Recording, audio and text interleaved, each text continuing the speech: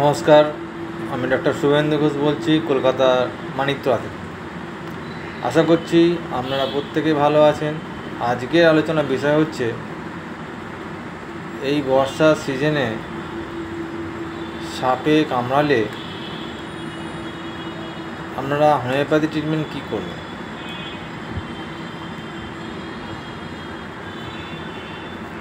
বর্ষাকালে সাপে কামড়ালে বা যে কোনো সময় সাপে কামড়ালে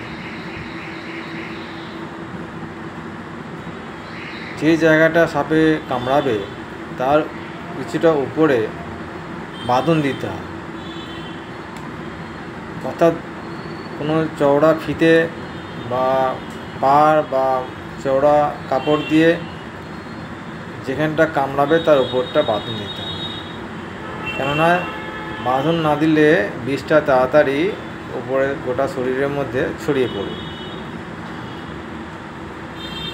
এবং সেই যে জায়গাটা কামড়াবে সেই জায়গাটা একটু সাবান দিয়ে ধুয়ে নেবে, কাপড় কাচার সাবান দিয়ে। তারপর হোমিওপ্যাথি ট্রিটমেন্ট সেই মুহূর্তে